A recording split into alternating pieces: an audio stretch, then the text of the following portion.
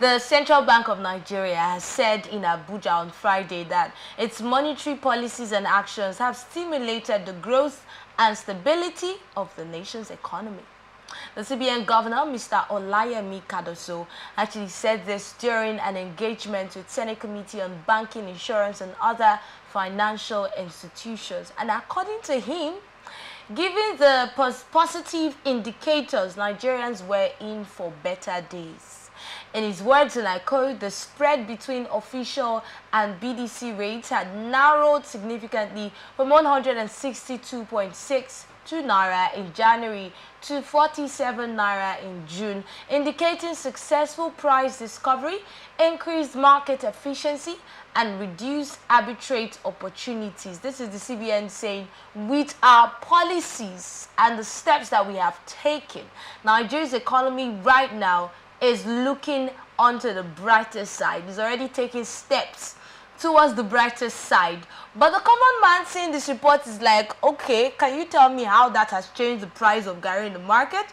Or can you tell me how that has made anything different regarding prices of goods? Because that's how the common man is affected. If they want to know if the country is getting better, is when the prices of goods and services are affected. If nothing is affected yet, they don't know what you're talking about. So please, let's look at this statement by the CBN. Optimism is very good. I think the CBN governor is optimistic. There's nothing wrong being an optimist. I am an optimist. I like to see things from the brighter side of life. I don't like negativity to becloud or cloud my sense of reasoning.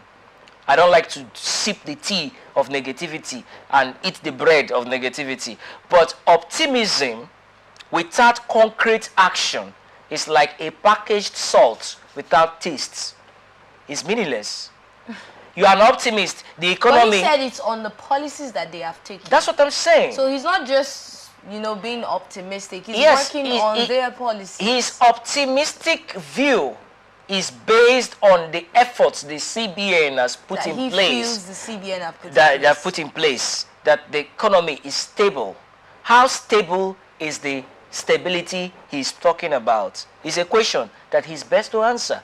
With respect, I would say the CBN are actually doing their best. They are trying, but is the best enough? We have to be truthful to ourselves. If we say our economy, we are much better, how much better are we from where we are coming from? Now, let's look at energy prices. Let's look at food prices. Let's look at security. Let's look at critical sectors of our economy. Let's look at the agricultural sector. Let's look at our exports. What are we exporting, for goodness sake, in this 21st century? What are we exporting? A country with over 200 million people, arable lands. We have a lot of rivers. We have a lot of marine and a lot of tourism potentials. How prudent are we managing our resources?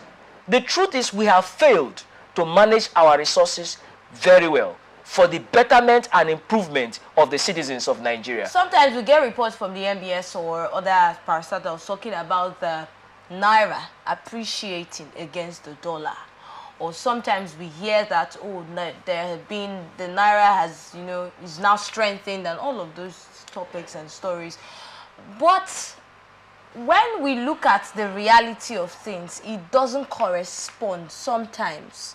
I remember the other time I had to even ask you to please explain this report, given that you're an economist and you explained that, oh, it might just have been there, the funds might be available, but maybe we haven't utilized it and that's why we have not. So I just want to ask again, Nigerians want to know, is it possible for the economy to be in this light that the CBN has placed it, and yet the prices of goods not being affected? And now asking if it's possible economically, or as an economist now, is it looking at the trends of things and all of that? Is it possible? It is possible to change the present economic nightmare in Nigeria. It is possible. It is possible to bring down the cost, the energy costs. It is possible. It is possible to bring down the food prices in the market. It is possible. The question is, how do we make possible possible?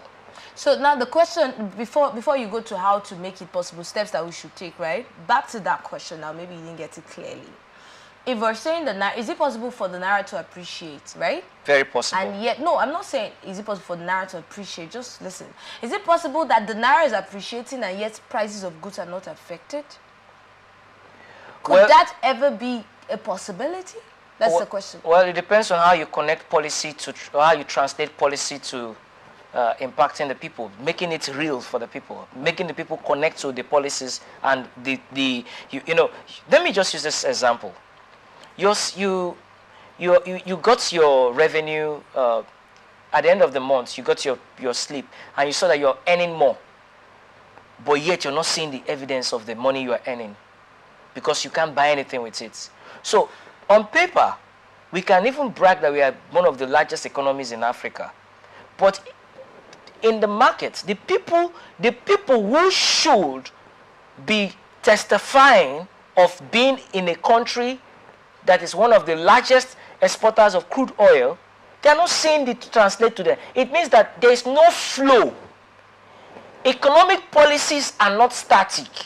There should be a connection with the people. Every economic policy that will engineer development in a society must connect to the people. If you have power supply, electric wire, and a light bulb, and there's no flow of power, yes, you have the light bulb, but there's no light. There's no power because the power suppliers have not switched it on. It's as good as you say, oh, but there is power in the power supply center, but you're not seeing the light bulb on because it needs to flow in. So economic policies should connect to the people. So we hear so much about the GDP, about what the stability, the appreciation of the naira, and this and that. How do we connect these things so that the people can be incorporated into it and it can transform their lives and they can be the people to even blow the trumpets? They are the ones that will even say, yes, our economy is doing well. It is not about those at the top saying it alone, because economic policies are not meant for those at the top. Economic policies are meant for the citizens of a country. And every economic policy that will engineer development for the people and transform society must connect to the people. It must be channeled.